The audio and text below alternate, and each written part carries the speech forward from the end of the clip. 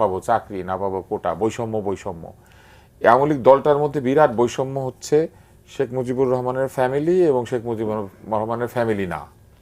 এটা একটা বিরাট বৈষম্য কিন্তু। এবং এই ফ্যামিলি ভিত্তিক রাজনৈতিক দলে যদি পরিবার নিজে সচেতন না হয় তাহলে কিন্তু এটা হবে।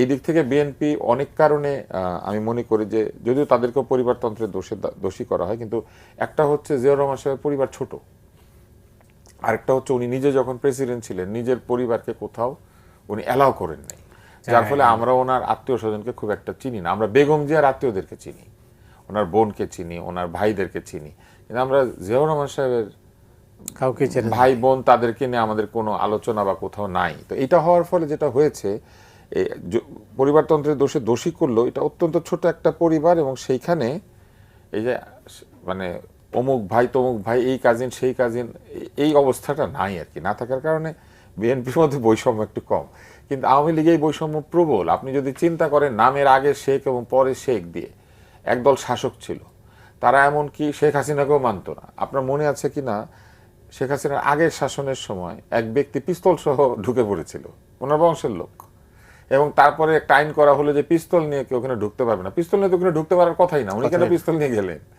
কিন্তু দেখেন এরকম একটা অবস্থা। তারপরে বাজারে একটা গুজব ছড়িয়েছিল ওনার বংশের কোন এক লোক তাজউদ্দিন সাহেবের কোন এক বংশধরের সঙ্গে অপমানজনক আচরণ করেছে। এগুলো কিন্তু সব গুজব, কিন্তু মানুষ এগুলো কেন বিশ্বাস করতো? কারণ বিশ্বাস করতো কারণ তার বংশের এই প্রতাপের কারণে। আপনি লক্ষ্য করলে দেখবেন তার বংশের এক তরুণ এই দক্ষিণের ছবির মতো সব ভিডিও তার ফেসবুকে, পেছনে ওই গান বাজে, থালাইবা টাইপের গান, পেছনে বাচ্চা আর সে হাঁটছে, হ্যান্ডসাম ছেলে, সব ঠিক আছে, কিন্তু এটা কি এখনকার যুগের রাজনীতি? তো এই কোটা বিরোধী আন্দোলন বলেন কিংবা বিসিএস এর চাকরির জন্য আন্দোলন বলেন, এইখানে কিন্তু মূল জায়গাটা তরুণরা এটাই বলার চেষ্টা করেছে যে বংশ না, কিংবা আমার আর্থিক যোগ্যতা নয়, আমার মামা চাচার ক্ষমতা নয়, আমি চাই আমার মেধার বিচার হোক। তো সেই জায়গাতে আওয়ামী লীগ পিছিয়ে আছে এখনো পর্যন্ত। আপনি যদি ওই সংবাদ সম্মেলনটা দেখেন, ওখানে প্রকৃত অর্থে তরুণ সমাজের প্রতিনিধি কে? তো সেটা নাই। আমার কাছে মনে হয় যে আওয়ামী লীগ যদি রাজনীতিতে ফিরতে চায় এবং শেখ হাসিনা যদি সত্যি মনে করেন ফিরে আসবেন, তবে স্বৈরতন্ত্র যে ফিরে না একদম সেরকম না। মার্কোসের ফ্যামিলি কিন্তু পরে ফিরে এসেছে, মার্কোসের ছেলে ফিরে এসেছে, মার্কোসের বউ গিয়েছে। তো হয় মাঝে মাঝে স্বৈরতন্ত্রের আত্মীয় স্বজন ফেরত আসে বা বংশধররা ফেরত আসে, কিন্তু তাদেরকে বিচারের মুখোমুখি হতে হয় এবং কোনো না কোনোভাবে তাদেরকে একটা একটা রিকনসিলিয়েশনের ভিতর দিয়ে যেতে হয়, হয় বিচার এবং পানিশমেন্ট এটার ভিতর দিয়ে, অথবা কোনো একটা আপোষ মীমাংসার মধ্যে দিয়ে। এত সবের পরেও মানুষ কেন মানে স্বৈরতান্ত্রিক হয়ে যায়?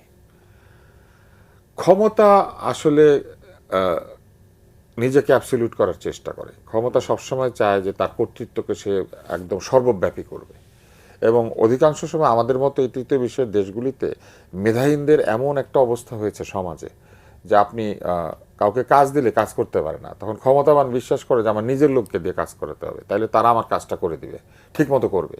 এবং ক্ষমতাবান এটা করতে গিয়ে মজা পেয়ে যায়, দু একটা কাজ সফল হয়, তারপরে তারও একটা একটা স্যাটিসফ্যাকশন আসে যে কই আমার এমপিরা মূর্খ, তাতে কি আমি আমলাদেরকে দিয়ে কাজ করিয়েছি। কিন্তু এটা করতে গিয়ে সে সিস্টেম ব্রেক করতে থাকে।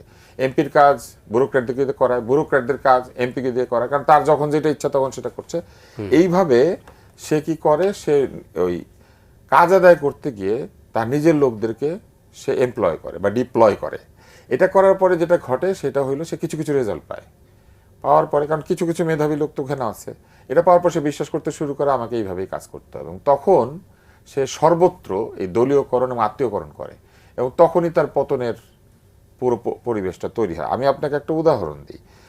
ফুটবল ফেডারেশনে এই পুরো 17 বছর আমাদের সালাউদ্দিন ভাই বসে থাকলেন।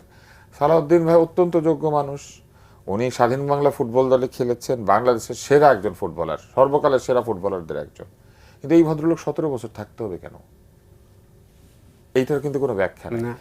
যুক্তিটা কি দেওয়া হতো যে উনি শেখ কামাল সাহেবের ঘনিষ্ঠজন এবং ওনার যাতায়াত ছিল, তো এই কথার ভিত্তিতেই উনি 17 বছর ওইখানে বসে থাকলেন। সালমান রহমানের এত প্রতিপত্তি কেন? ওই একই ঘটনা, ভাইয়ের বন্ধু, উনি নাকি ওই বাসাতে গেলে এক সময় খাওয়া দাওয়া করেছেন, বুবু ডেকেছেন, তো হয়ে গেল। কিন্তু প্রবলেমটা কি হয়, সালমান রহমান কি করলেন? সালমান রহমানই কিন্তু এই যে ঋণ নিয়ে ঋণ খেলাপি সংস্কৃতির একটা জায়গা তৈরি করলেন এবং প্রচুর টাকা পয়সা ব্যাংকে ম্যানিপুলেট করে যে নেওয়া যায় সেটা উনি দেখালেন। দেখানোর পরে কি হইলো, ওনার নয় মেধা আছে, ওনার ব্যবসা প্রতিষ্ঠানগুলি ঠিক মতো চালিয়েছেন, অনেক লোককে চাকরি দিয়েছেন, ঋণও শোধ করতেন, কিন্তু বাকিরা ওনার মতো করে নিতে পারলো কিন্তু ফেরত তো দিতে পারলো না। ফলে সালমানের নামও এস দিয়ে, এস আলমের নামও এস দিয়ে, কিন্তু এস আলম ব্যাংক লুট করে ফেললো। স্বৈরতন্ত্র কি মনে করেছে, আমার লোক টাকা নিয়েছে, দেশে অনেক চাকরি বাকরি তৈরি হবে, আমার উপরে কেউ কিছু মনে করবে না। কিন্তু দেশে অনেক জিনিসপত্র তৈরি হয় নাই তো, কারণ ওই মেধাহীনদের রাজত্বটা তৈরি হয়ে যায় তখন, এবং অমেধাবী লোকদের হাত থেকে বাঁচার জন্য নিজের লোক দিয়ে কাজ করাতে গিয়ে আরো বড় মেধাহীনদের একটা সাম্রাজ্য তৈরি হয়, এবং তারা সবাই মিলে ওই স্বৈরতান্ত্রিক ব্যক্তিকে সামনে রেখে তাদের উদ্দেশ্য হাসিল করে, এবং একটা পর্যায়ে গিয়ে তারা যখন অনেক ধনী হয়ে যায় তখন তারা কিন্তু তাদের সম্পদ বাঁচাতে ব্যস্ত হয়ে ওঠে। এই যে এত কোটি কোটি হাজার হাজার কোটি টাকা যারা নিয়েছে, এরা কিন্তু এই টাকা আওয়ামী লীগের পিছনে খরচ করবে না, এরা এখন এই টাকা নিজেদের পিছনে খরচ করবে, এবং তারা নিজেরা বাঁচার জন্য এই টাকাটাকে সমাজে রাজনৈতিক দলের লোকদেরকে ঘুষ দিয়ে ব্যবহার করবে। এবং আপনি দেখেন স্বৈরতন্ত্রের পতনের পরে বাংলাদেশে প্রথম যে গুজব বা বলেন বা যে কোনো অভিযোগ বলেন, এই তীর কাদের বিরুদ্ধে উঠেছিল তরুণদের বিরুদ্ধে। কি বলা হয়েছিল, যে আওয়ামী লীগের লোকেরা টাকা পয়সা দিয়ে এদেরকে কিনে তারা বর্ডার পার হচ্ছে এবং এরা কোটি কোটি টাকা খরচ করে পালিয়ে যাচ্ছে। তাহলে যেই টাকা স্বৈরতন্ত্র তাদেরকে কামাই করতে দিল জনগণের পকেট থেকে, সেই টাকা কি হলো, সেই টাকা দিয়ে তারা নিজেদেরকে বাঁচালো, দেশের মানুষের কোনো মঙ্গল হলো না, এবং এখনো সেই টাকা দিয়ে তারা নিজেরা